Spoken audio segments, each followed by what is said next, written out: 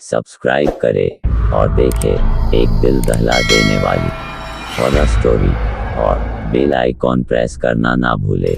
आज की कहानी कुंदन बाग हॉन्टेड हाउस हैदराबाद की है। इस घर में कई टूरिस्ट आते हैं घूमने के लिए। ये घर आबादी के बीच बसा हुआ है। ये घर हैदराबाद के बहुत अमीर आदमी विश्वनाथ नारायण सिंह का है, जिनके इस दुनिया से जाने के बाद इस घर में कई अजीबोगरीब और भूतिया घटनाएं होती आ रही है, लेकिन हम इनकी बाद में बात करेंगे। पहले कहानी की बात करते हैं। कहानी शुरू होती है 2002 में, जब मोहम्मद साजिद नाम का एक चोर इस घर को लूटने का प्लान बना रहा था। घनी आबादी के बीच में होने से उसे पता था कि इस घर में काफ़ी पैसा है, तो उसने इस घर को लूटने का प्लान बनाया और फिर एक रात वो एक चाकू और बैग लेकर पीछे की खिड़की से घर के अंदर घुस गया। पहले तो साजिद ने नीचे वाले फ्लोर को ध्यान से देखा, लेकिन उसे नीचे वाले फ्लोर पर कुछ भी नहीं मिला। तो उसने सोचा बेडरूम ऊपर वाले फ्लोर पर है, तो पैसे भी वही होने चाहिए। जैसे ही साजिद ऊपर पहुंचा तो उसे बड़ी ही अजीब सी बदबू आई। जैसे ही उसने बेडरूम का दरवाज़ा खोला तो उसकी आंखें खुली की खुली रह गई, क्योंकि बेडरूम में बेड पर 3 लाशें पड़ी थी। अचानक लाशों को देखकर वो बहुत ज़्यादा डर गया और पीछे दीवार से जा चिपका। इन लाशों से बहुत ज़्यादा बदबू आ रही थी, क्योंकि इनको मरे हुए काफ़ी समय हो गया था और अब इनका शरीर नष्ट होने लग गया था। अब साजिद ने बिना देर किए वहाँ से भागना उचित समझा और भागकर घर से बाहर आ गया। लेकिन फिर उसके मन में ख्याल आया कि अगर उसे किसी ने यहाँ से भागते हुए देख लिया तो चोरी के बदले उसे खून के जुर्म में सजा सुनाई जाएगी। तो उसने पहले ही पुलिस के पास जाकर सच्चाई बताने की सोची और साजिद पुलिस के पास चला गया। अब आप सभी भी जानते हो, पुलिस के पास जाकर चोर ये सब बताएगा तो भी शक तो चोर पर ही आएगा। और पुलिस ने इस चोर की एक ना सुनी और उसे पकड़ लिया। पर चोर चिल्लाता रहा कि उसने नहीं मारा, उसने उन लोगों को नहीं मारा। तो आखिरकार पुलिस की एक टीम गठित कर उस मकान पर भेजी गई और जब पुलिस वहां पहुंची तो उनके भी होश उड़ गए एक साथ 3-3 लाशों को देखकर। इन लोगों को मरे हुए काफ़ी समय हो जाने के कारण पहचानने में भी नहीं आ रहे थे कि कौन सी लाश किसकी है। अब पुलिस ने सभी लाशों को फॉरेंसिक जांच के लिए भेज दिया। तो पुलिस वालों ने सोचा इन सबको इसी चोर ने मारा है 4 या 5 दिन पहले, और अब अपने आप को बचाने के लिए झूठ बोल रहा है। लेकिन जब फॉरेंसिक जांच आई तो इनके होश उड़ गए, क्योंकि जांच में लिखा हुआ था कि इनकी मौत 4-5 दिन पहले नहीं बल्कि 3 महीने पहले हुई थी। ये बात पुलिस को उस घर में मिले आखिरी न्यूज़पेपर से पता चली, जो 21 जून 2002 का था। उसके बाद उस घर में न्यूज़पेपर तो आया, पर किसी ने उन्हें उठाया ही नहीं।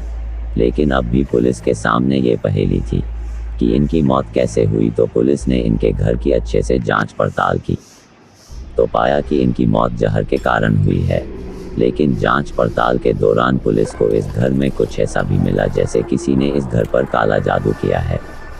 जैसे जहां इनका बेडरूम था, बेडरूम के पलंग के नीचे अजीब से आकार में बने खून के धब्बे मिले जो पूरी तरह सूख चुके थे। पुलिस की गाड़ियां देखकर आसपास के लोग भी इकट्ठा होने लगे और तरह तरह की बातें होने लगी कि कैसे मरे, किसने मारा। लेकिन लोगों को जब ये पता चला कि इनकी मौत 3 महीने पहले हुई थी, तो लोगों ने पुलिस को बताया ऐसा हो ही नहीं सकता, क्योंकि जो पुलिस ने बताया कि इनकी मौत 3 महीने पहले हुई थी, तो फिर कुछ लोगों ने कैसे इन्हें कल ही देखा था, क्योंकि ये लोग रोज शाम को खाना खाने के बाद घूमने आते थे। तो कैसे इनकी मौत 3 महीने पहले हो सकती है। अब ये बात किसी को समझ नहीं आ रही थी। पुलिस भी डर रही थी और आसपास के लोग तो और ज़्यादा डर रहे थे कि ऐसा कैसे हो सकता है। अब किसी को कुछ समझ नहीं आ रहा था कि आखिर ऐसा कैसे हो सकता है। तो पुलिस को भी कुछ समझ नहीं आ रहा था। तो पुलिस वालों ने आसपास के लोगों से पूछा कि यहाँ रहता कौन था। तो पुलिस को पता चला कि यहाँ 2 लड़कियाँ अपनी माँ के साथ रहती थी और इस घर के असली मालिक थे विश्वनाथ, जिनकी मौत के बाद इस घर में अजीबोगरीब चीज़ें हो रही थी। विश्वनाथ जी भी बड़े अजीब आदमी थे। वैसे पैसों की कोई कमी नहीं होने के बाद भी वे बड़े कंजूस आदमी थे। घर में विश्वनाथ जी के साथ उनकी देखभाल के लिए एक आदमी रहता था, जिसका नाम अब्दुल था। अब्दुल कई बार कहता था उनसे घर का काम करवाने के लिए, क्योंकि उनका घर पूरी तरह से बेकार हो गया था, पर कंजूस होने के कारण उन्होंने घर को रिपेयर नहीं करवाया। विश्वनाथ जी के एक लड़का था, जिसे भारत में रहने में कोई दिलचस्पी भी नहीं थी। वह तो हमेशा विदेश में रहना चाहता था, तो वो तो हमेशा बाहर ही रहता था। और विश्वनाथ जी की मौत के बाद उनके बेटे ने ये घर किराए पर दे दिया। जहाँ कई किराएदार रहे, पर कोई भी किराएदार टिक नहीं सका। कई किराएदार आए, पर 1 या 2 महीने से ज़्यादा कोई नहीं रुकता था। और आसपास के लोगों को पता था कि विश्वनाथ जी की मौत के बाद इस घर में अजीब अजीब चीज़ें होती है। कई अजीबोगरीब आवाज़ें आती थी, लेकिन आखिरकार इन सब बातों के बीच एक कपल यहाँ रहने आ गया।